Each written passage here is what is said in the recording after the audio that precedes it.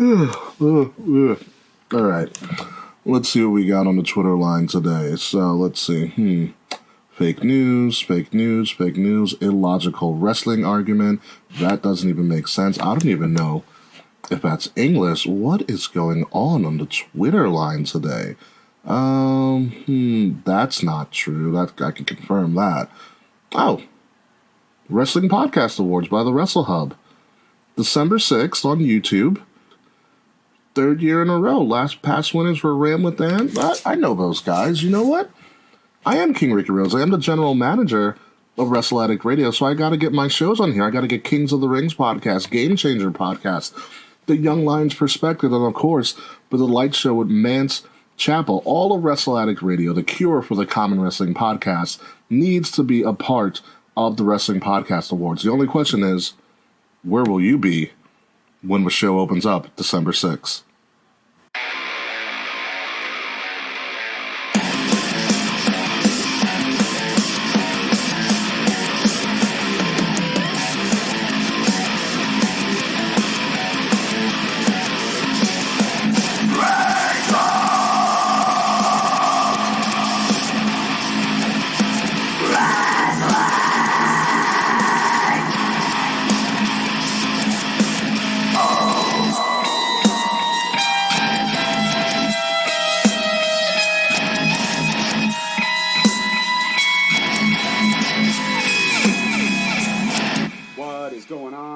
Talk Faithful, your boy George Mackay back in studio again today, pre-recorded, and man, do I got a special one. This is my first returning guest to Straight Talk Wrestling. I'm a huge fan of this man, and I'm so happy to welcome him back. Please welcome El Diablo Gabriel Fuerza. How are you, man? Hey, man, I'm good. I didn't realize I was your second guest. Your first two-time guest. You are my. You have reached a benchmark, man. That's huge. Yeah. That's pretty cool. Yeah, and so we're actually recording this in the tail end of March, and we are in the midst of this COVID-19 virus.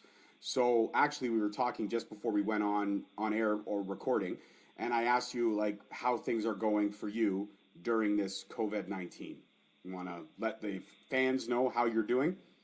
Yeah, I'm doing okay, honestly. Nobody I know is sick so far. Pretty much all my family is living together now, so we're at least getting some family time in. Work is still coming in, but slowly. So I think I'm doing okay. I know some people are more on the mindset of staying home, period. But, yeah, unfortunately, some of us got to make some money, especially, when this is all said and done, the economy, who knows how it's going to be doing, so better make some money while you can. Absolutely. But, let's not talk about all this bad stuff. Let's focus on some good stuff. Let's focus on the 3 months in 2019 that you had. I had the pleasure of seeing you make your Destiny Wrestling debut. You hooked up with Kevin Blackwood. You guys kind of started a little bit of a faction. I'm not really sure the name of the faction. There was a couple things thrown around, but it wasn't really anything like ironed out. But those matches were incredible. I saw you got a fatal four-way with it was actually, I recorded a really cool video of you powerbombing Lionel Knight in slow motion, and man, was that it's a good video. Devastating. That was devastating, man. So talk to me about, you've been a fixture in Crossbody for a very long time. We'll get into the event that actually got postponed that was supposed to happen, and you were supposed to take on Holden Albright, the champ, for the title in a 2 out of 3 falls match. And I was looking forward to that because in indie wrestling, it's very hard to get a storyline fully built all the way. And this one was such a great slow burner. Hats off to, you and Holden and Ben and everyone in the Crossbody team for working this slow build. So that's actually my first question. Let's talk about that before we get into Destiny. How was it developing that slow burner storyline where you were pretty much going to go after Holden's title while still being one of his close, friends in the Crossbody world? Well, you know what? I can't speak for Ben and Holden, but for me, it was kind of a surprise because, Ben had originally booked Vertigo and I as a tag team kind of on and off for Crossbody, and the only reason I ever kind of reached out to him for single stuff was because Vertigo had gone to the UK. It was the first time he'd gone to the UK, and I was kind of low on bookings. So I messaged Ben, and he got me a spot against Kobe, and this is probably 2018, maybe. It was just like a one-off match, and I mean, he said it was one of his favorite matches that he had seen at Crossbody. So I think that kind of put me in his mind on someone that he wanted to use in the future. So yeah, he finally gave me a shot. Just kind of, just happy to be there, getting some more matches in. And at the same time, Holden and I had kind of started to become friends, and people were kind of noticing outside of wrestling and inside of wrestling. So I think Ben just thought it would make the most sense to, because he has his top guy Holden, and he has someone like me who's kind of like coming up in the ranks, and we have a friendship. So why not use that? And it kind of peels the curtain back a little, and it makes people think that the storyline's even more kind of in depth. They know more about it than they're supposed to. So it's kind of like almost like they're taking a bite of the forbidden fruit a little bit. So I think that's why people kind of latch onto it. And then once people latch onto it, then you have no choice but to kind of go all the way with it. And both Holden and I are pretty loyal to Crossbody. So it just kind of worked out that we were there for most of the year.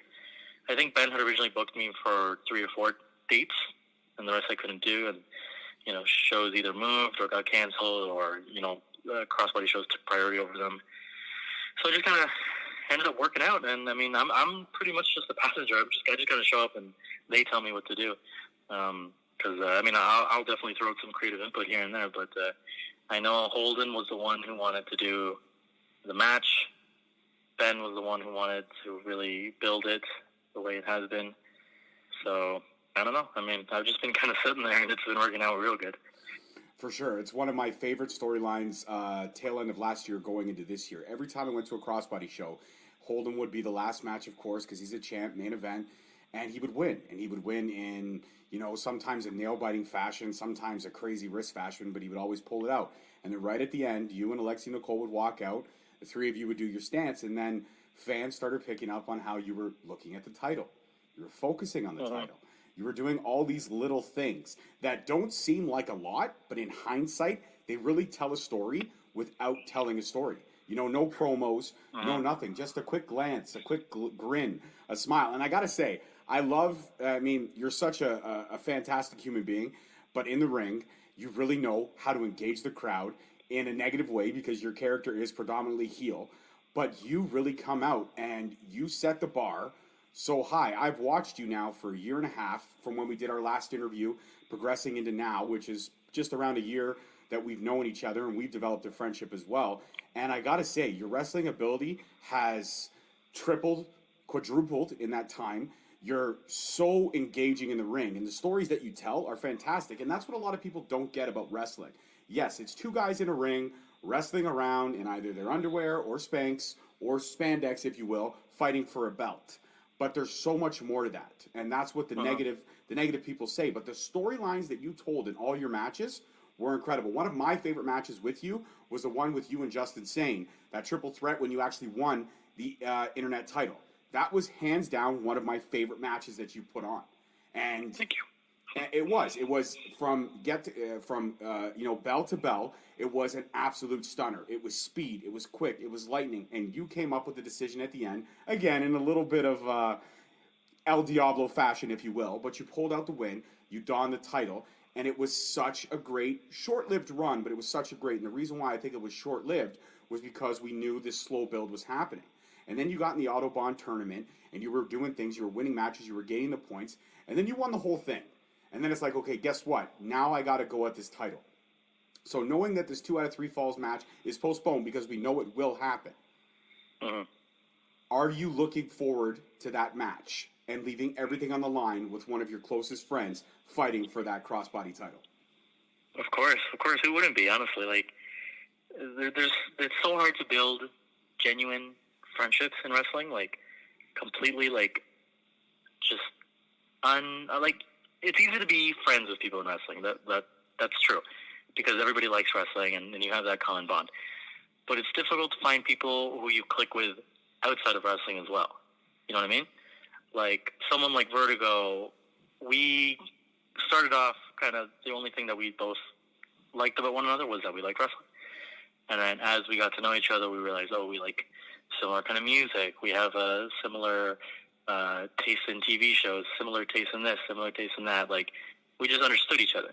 And the same thing happened with Holden, where it's actually funny because I did a podcast with him as well, and he asked me what was my first impression of him, and I couldn't stand him the first time I met him. Like, I thought he was like too loud, and I thought he we were both green, but he was just a little bit greener than me, so I thought, he's telling me what to do, and I don't like that, you know? And it was just like these petty little, like, first impression kind of things, you know? And then once you finally actually get to know someone, and maybe you have like one of those deep talks, you realize, this person isn't that bad. This person's actually pretty cool. They kind of understand me. And then, before you know it, you're actual friends. Not just in wrestling, you're actual friends who text and talk and hang out at wrestling and, trade friggin' action figures and whatever. So, like, why wouldn't you want to go and perform the arts that, you most identify with somebody who you also kind of share so many experiences with? Like, it makes the match so much easier. And, makes it easier to hit them harder. I was just going to say that. Do you find yourself, when you're facing an opponent that you've never really connected with, you've never really had a personal conversation outside of the ring, you just go in and it's kind of business as usual, but when you're facing your friend, you amp it up even more, and so do they, because you want to put on the best show, but you also want to get the best of one another. Yeah, of course. There's this added level of trust that they're not going to hurt you, but they're going to lay it in, and that's okay, And same thing, you know that you're not going to hurt them, but you're going to lay it in, and you're going to take maybe rougher bumps than you normally would, and you're going to try to make them look extra better than any random opponent. You try to make all your opponents look good, but when you're wrestling your friends, you're trying to make them look amazing because they're your friends, and you want them to look good. So you're taking gnarly bumps, or you're having them kick out of big moves, and you're thinking of bigger moves. And just the creativity kind of snowballs from there. The passion is very electric, if you will, and it's very contagious. Is that wrong to use that word in this time period? It's contagious, but in a good way. It's not... It's contagious in a good way, yeah. Absolutely. So talk to me about Von Vertigo. Fight or Flight. Sure. I love the rivalry there. I love the back and forth that you guys had. You actually were the one that turned me on to him, because when I did the interview with you, I really didn't know how to connect with him. And then after we got off the air, you kind of mentioned, hey, just shoot him a message. And I did, and we set that interview up. And I started doing my research, because I'd only seen a couple matches of both of yours. So I started doing my research on him. And the experience that he's had and the skill level, how quick you two rose up in the indie ranks is nothing short of complete hard work ethic and actually doing everything right. From the way you are with fans to the way you are with promoters. And I think that's what led you to one of my favorite promotions in Ontario indie wrestling, if not all, in my personal opinion, hands down one of the best, just with the talent that they bring in. Much like Crossbody, it's kind of a 1-2. Crossbody's won one week, then I find Destiny won the next week. So talk to me about that, your Destiny debut. And I want to get into specifically the face paint, because that was something a little different. That was something I myself hadn't experienced with your character yet. So in the Destiny debut, why did you have the face paint? Was there something special about that? Were you just trying to introduce a new layer of the character? Talk me through your Destiny debut and the face paint. Okay, so the face paint, the first time that I used that was actually in Barrie wrestling. Barrie wrestling, I would say, is like my home away from home, I suppose. Squared Circle's where I trained, but Squared Circle shut down, so technically Demand Lucha would be the equivalent, but I don't wrestle there too much. Barrie wrestling is probably the first company that really let me off the reins and just do whatever you want, figure it out. We trust you. We'll let you grow. So that was the first company that I decided to try the makeup. Originally, it was just something that I would do on the actual Day of the Dead, which is November 1st and 2nd, or at least the show closest to that. And then it started becoming a thing that I would do for big matches. So if I was facing the champ, or if it was the end of a rivalry, or something like that. I guess like kind of a Finn Balor thing. But I didn't rip it off Finn Balor. It just so happened that we started doing it at the same time. Although I can see the relations, and if people want to say I ripped it off, that's fine. But yeah, originally it was just kind of big matches, big important matches, and that was something I would only do at Barrie because at the time my girlfriend would come and do the face paint for me. So some promoters would reach out and be like, "Hey, either when are you going to do the face paint for me, or we want you to do the face paint." But the problem is my girlfriend wasn't particularly a wrestling fan. Barrie was the only place that I could get her to come because she felt comfortable and she at least knew the people there, so it wasn't kind of a chore. So I would typically turn down most companies to do it. But George was the only one that said, "Oh, I mean, I'll hire a makeup artist for you." So at that point, you can't really say no. So yeah, essentially, it's just an added layer. It's kind of like a war paint kind of thing. I find that when I wear the makeup, I'm a little less talkative, a little more action, I guess. And yeah, George, that was the direction that he wanted to go in.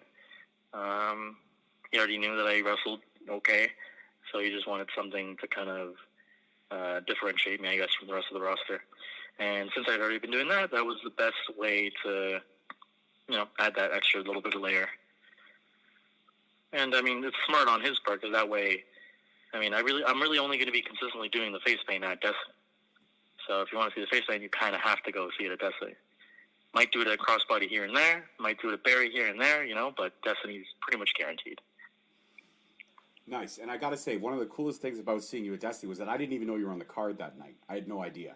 And then my daughter and I, who's a huge fan of yours as well, you've met her a few times, called a mini host. Uh-huh. She's the future of this podcast if she ever decides to take it over. But when your music hit, she looked at me like a fangirl of a boy band. She had this biggest smile. She's like, Dad, is that El Diablo? I'm like, I'm pretty sure that. And then the first guitar note hit. I'm like, yep, that's Fuerza. And you came out, and I don't know if you heard us, but we were the only two. Because nobody at Destiny, a few people knew you because a lot of fans at Destiny and Crossbody share the same fans. But it was only really my daughter and me and a couple other select fans that knew who you were. And I looked over at one of my buddies who I brought with me, and I said, "Man, you're in for a treat tonight." He goes, "Who's this guy?" I go, "This guy's the future." And I hands down said that, hand to God. And I believe that. I believe you are the future of Ontario indie wrestling. You're one of the strongest guys in the game to date, and you're getting better every single day. From the promos, to the way you carry yourself in the ring, to the confidence, the swagger, you have it all. And that match, you lit it up. And when you won, I knew it was going to be something special. But what was even more exciting, when you came out, and again, screwed over Vaughn, again, and you hooked up with Kevin Blackwood, who's I'm also a huge fan of. And that just makes so much sense. Because that, I already see a storyline building there, and I love it. I absolutely love it. Because as we all know, if you pay attention to El Diablo and what he does in the ring, El Diablo has friends.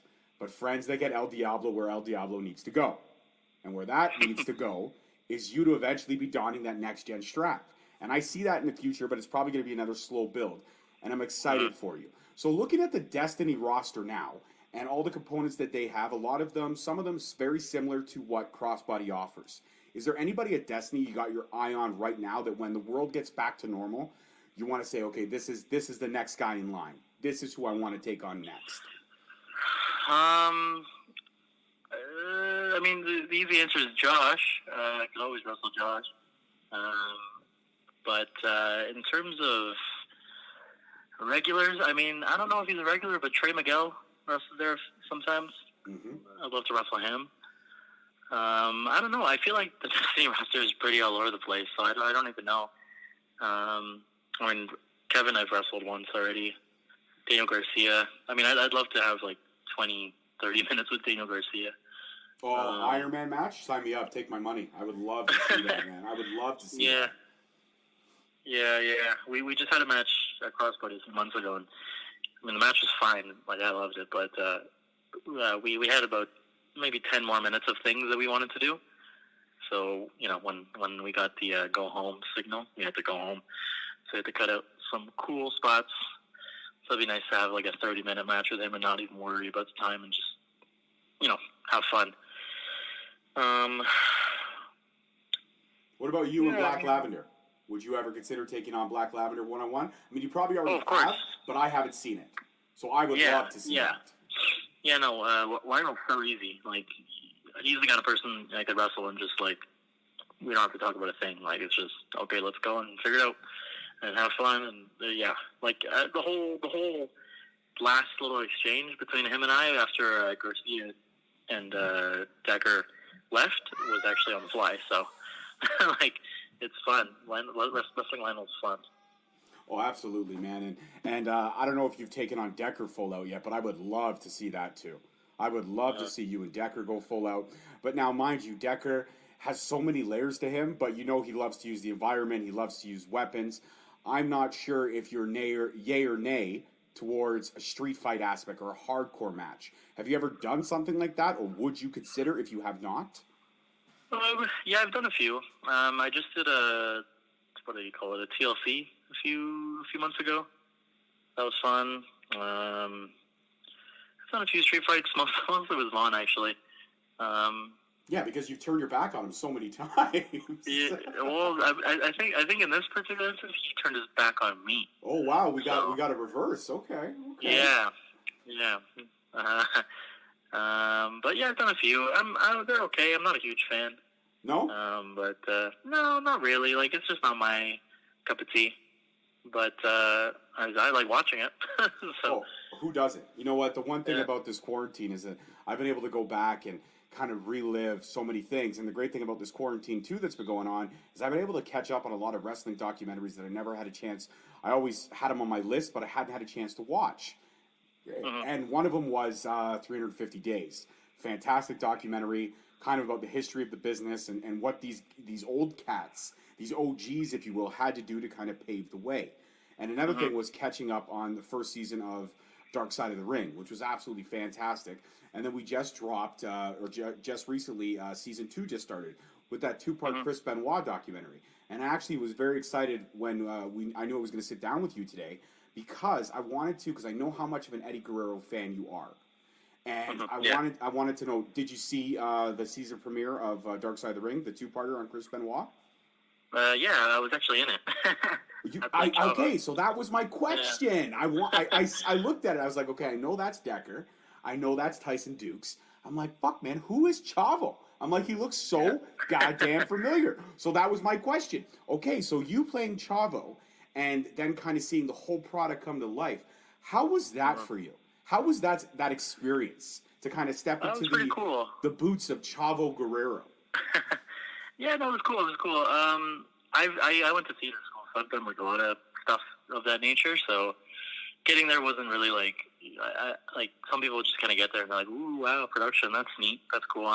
For me, it was very much just like I haven't done this in a while. But it was nice. Like there was one specific moment that we were filming in a locker room, and I was just kind of sitting there, and Benoit, Tyson, and the guy who's playing Guerrero were kind of at eye level, and there was smoke, and you couldn't see much, so all you could really make out was their tights.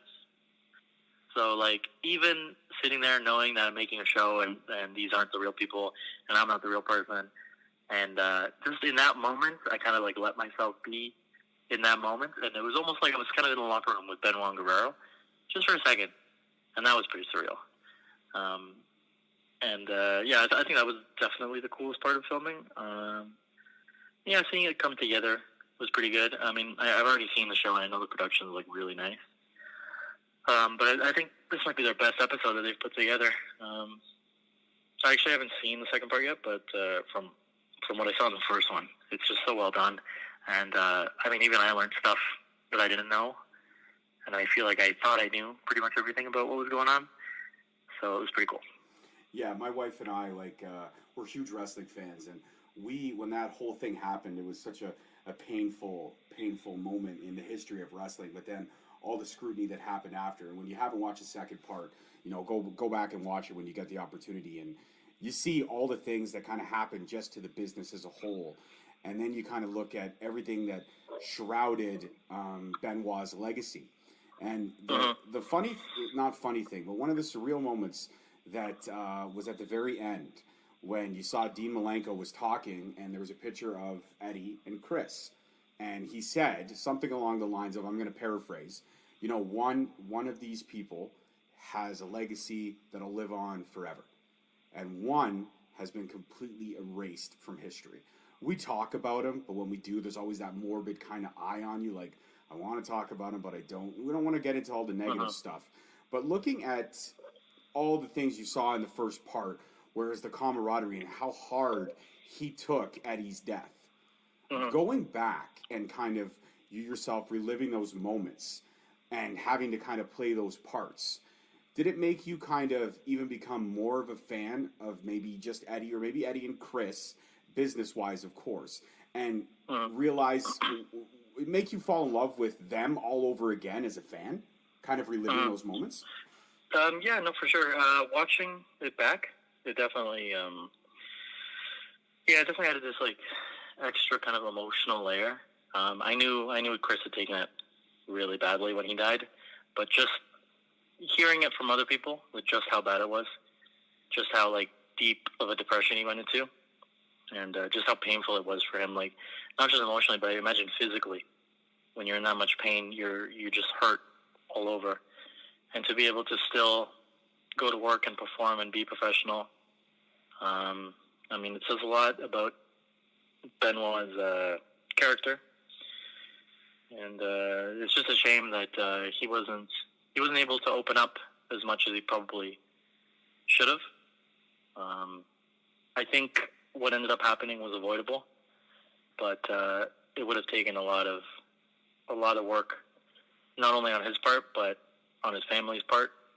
Because you know, in society, men aren't really encouraged to show emotion and to ask for help and, you know, do that kind of stuff. So for him to, you know, be in so much pain and privacy, and then to be so professional and stone-faced in public and at work, I think that if, I don't know, I don't like to guess too much, but I think if he had been able to open up just a little bit more, people could have maybe,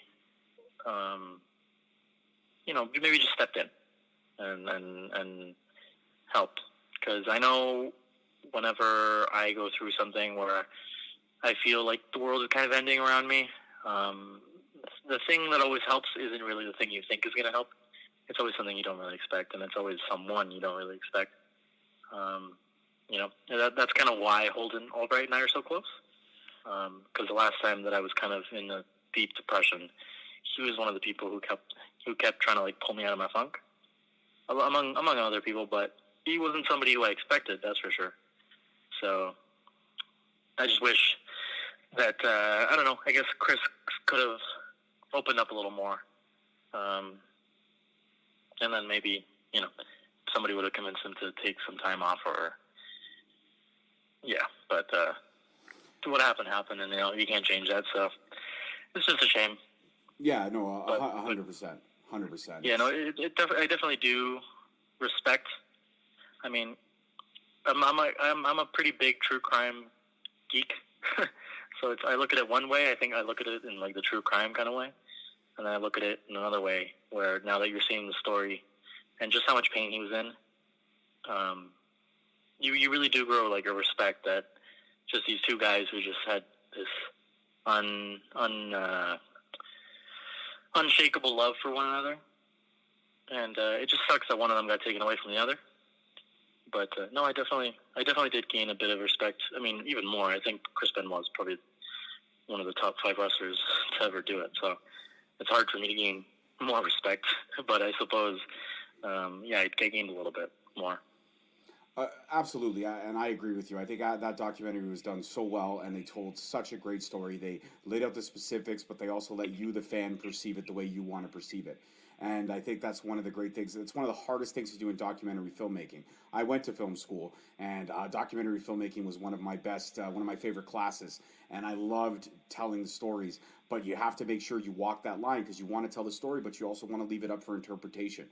You want to say, listen, we're going to lay out all the information, we're going to lay out all the facts, but at the end of the day, it's for you to decide. And I think it was very admirable, everything you just said, and the fact that, you know, you mentioned how men aren't supposed to show these things, but it's okay to talk about these things. And the people that you least expect are always there. And in these uncertain times that we're experiencing now, what we're doing right now, you and I having this fantastic conversation, you trusting me, opening up to me, I appreciate that. And on behalf of me and all my faithful, I want to say thank you for that, because it's not an easy thing to do.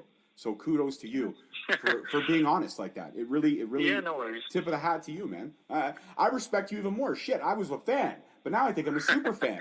I'm like a Fuerza geek now. This is crazy. Well, we need more of those. Absolutely. So let's talk about all the things that you miss right now. I mean, I know you miss performing. I know you miss wrestling. I know you miss traveling with your friends and your connections that you've made and talking wrestling, living the business. But what's one of the things that people might not expect El Diablo to miss that he misses the most? Out of everything we all know you miss, what's that one thing that you miss the absolute most above everything else?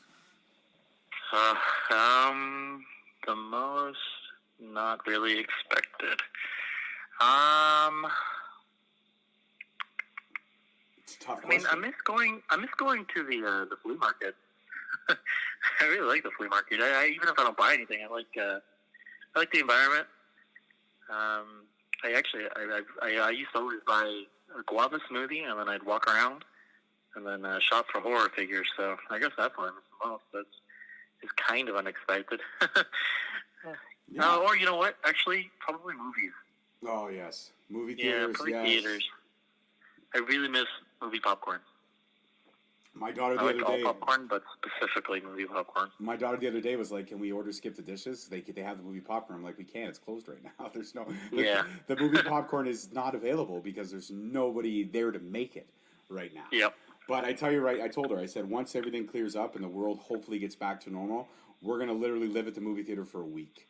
We're just gonna go. We're gonna go watch every single movie that's out. I don't even care if it's a horrible movie. We're gonna go watch it because I just want to sit in those D-box seats again, and I want to feel everything. I want to feel the electricity of all that stuff.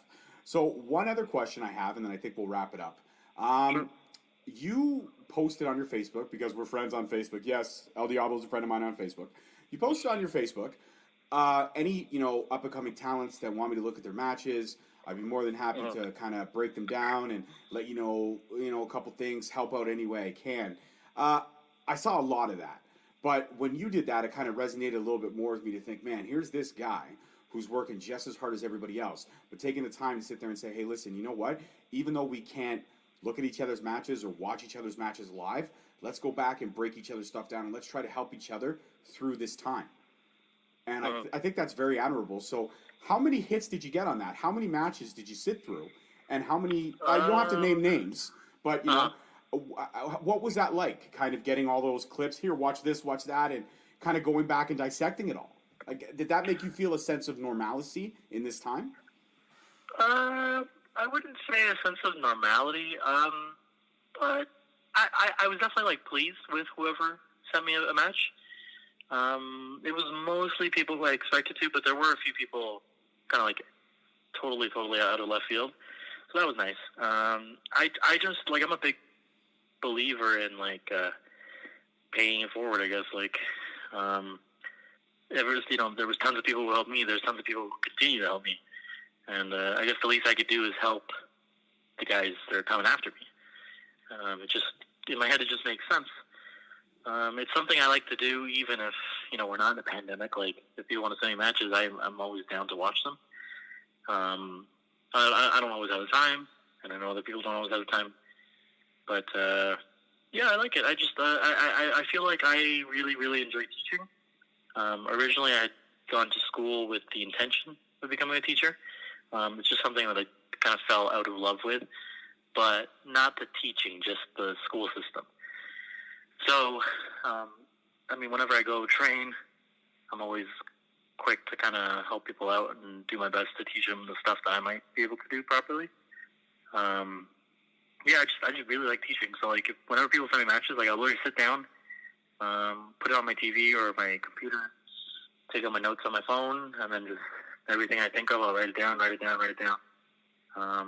Do my best to tell them what I thought they did well as well. And, it's more than just saying, oh, you did this wrong. Oh, you did this wrong. Oh, this is awkward. Oh, this is weird. Why'd you do this here? It's more like, this is weird, but this is how you could improve it, or maybe you should have moved this to the end, or maybe don't do that anymore, or get your cardio up, or, jump higher, or hit the gym, or, just something constructive so they actually take it and apply it, and then the next match they send me, hopefully they actually did, at least one of the things, and if they didn't, then they're just kind of sending me matches so that they, I think that they care.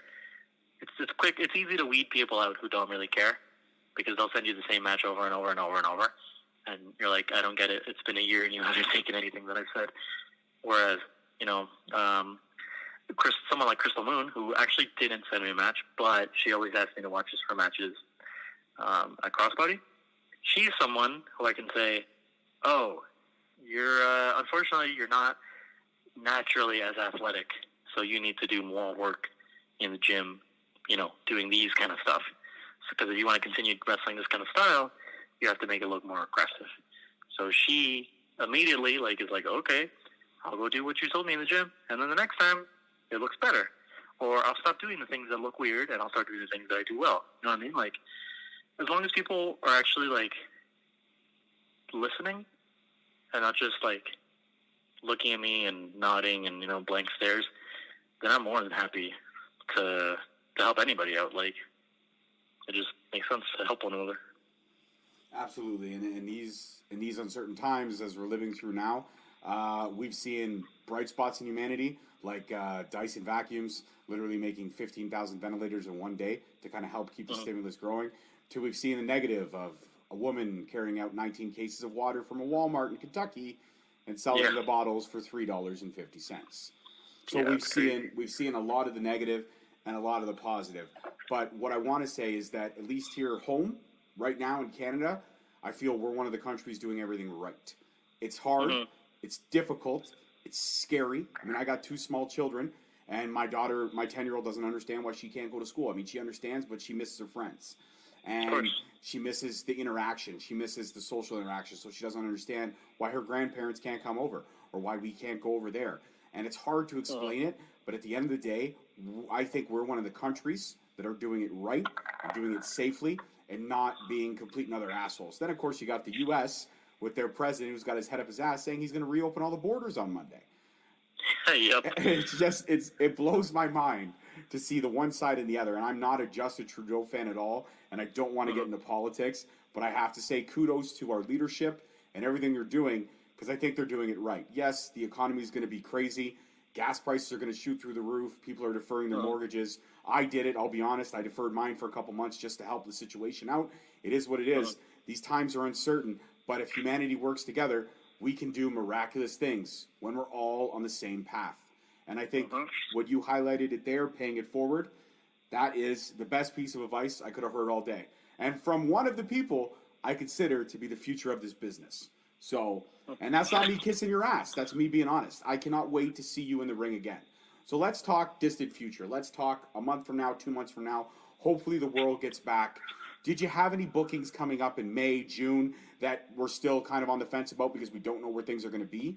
Or were you booked out that far? Do you have any plans for where you want to go next? Do we know about a rebook for the Crossbody or Destiny shows that got postponed yet? Any information that you could share?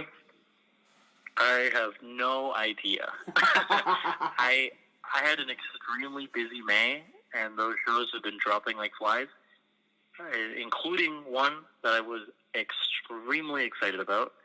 So excited about that I can't even say what it was. But hopefully that one will get postponed, I guess, or rebooked sometime in the summer. But we'll see. I mean, for the future, I don't even know. I'm just gonna wait, I guess, and try not to think about it too much, because if I start thinking about it, then I'm gonna start getting antsy. And yeah, I don't know. I mean, today was supposed to be the Crossbody show, and yeah, who knows? We might be in this thing for, 3 more months, 4 more months, 5 more months, 6 more months.